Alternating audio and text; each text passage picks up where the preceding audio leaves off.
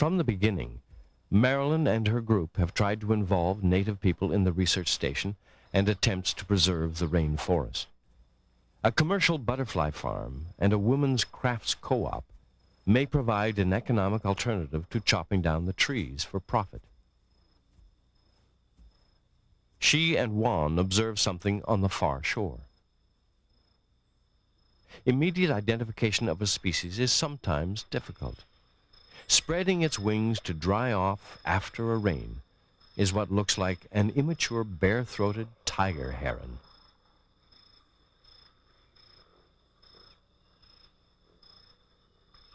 Nearby, a smooth-billed ani perches on a branch. Everywhere along the trail there are flowers. A few, like this ruby-red hibiscus, are transplanted imports, while the velvet blue morning glory is a native wildflower, as is the lady's lips. And on the flowers, more spectacular moths and butterflies.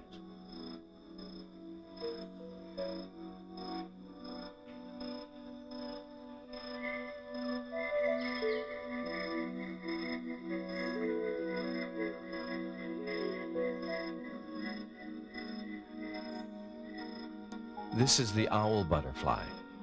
It gets its name from that large white eye marking on its wings, which, when flashed at a predator, makes it mistake the butterfly for an owl. With telephoto or macro lens, many unusual spider species may be observed, but not always identified. Our knowledge of the unseen world of the rainforest canopy has only just begun.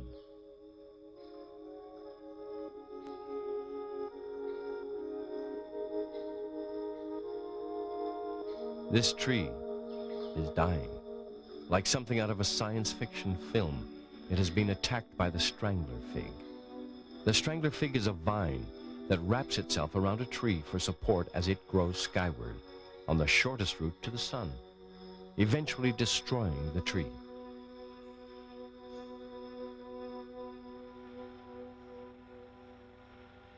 The next day, Marilyn is back on the river.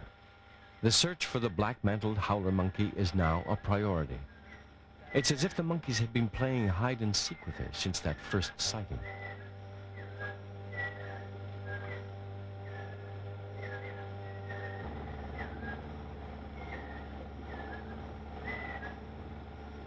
If the howlers are nearby, they were being unusually quiet about it.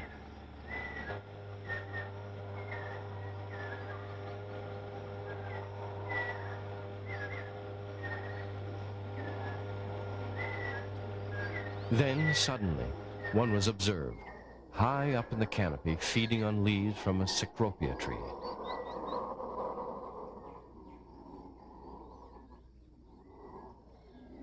There was movement in the trees now, and a few familiar calls, and then another howler appeared. Marilyn already knew many of the Canyopalma howlers by sight, by their physical characteristics, as individuals.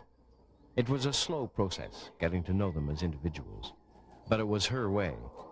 She didn't approve of marking or tagging monkeys, largely because they might get injured. She had copious notes on many of them, and on this day she would add to her already impressive research. It was always fascinating to watch the howlers use their powerful tails as a fifth appendage, for balancing and hanging from the trees.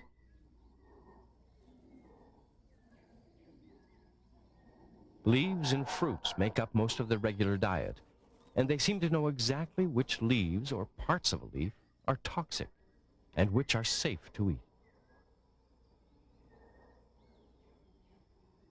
They feed early in the morning and in late afternoon, and often, like now, around midday. Now, what's that all about? A black vulture, looking rather judicial in its somber robes, keeps an eye on the proceedings.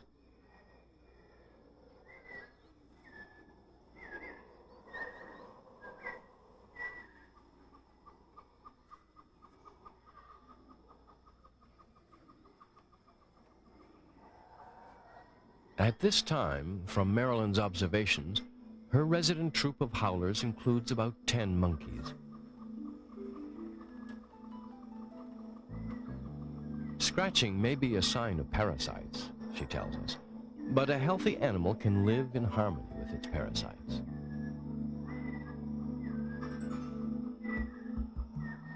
The monkeys do sit around a lot, really not doing very much at all, except possibly grooming. But it makes for a tranquil family portrait.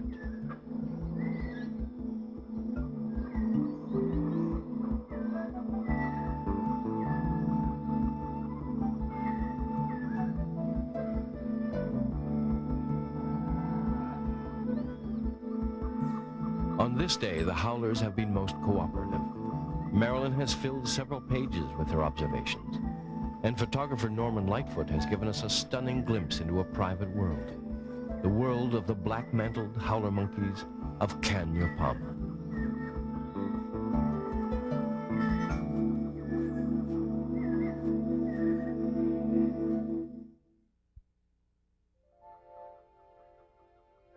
Because it creates our oxygen, the rainforest has been called the lungs of the earth. But every second, somewhere in the world, an acre of essential rainforest is cut down or destroyed.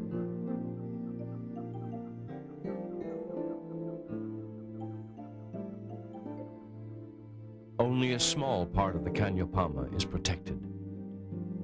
At the moment, the Canyopama station incorporates approximately 150 acres. Each little centimeter probably has a minute ecosystem that it is very important, but the more you can preserve, the more ecosystems you're going to preserve. So certainly we'd like to obtain more if we can, and before it is destroyed. There is a great danger of this because even though Costa Rica conserves its forests, it also has the highest rate of deforestation throughout Central America.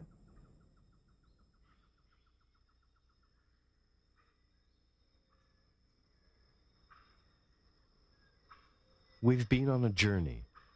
We went in search of the black-mantled howler monkey on the remote northeast coast of Costa Rica and found a very special place, a natural treasure, a small piece of the tropical rainforest to enjoy and preserve, the enchanting region of the Canyopama, the river of palms.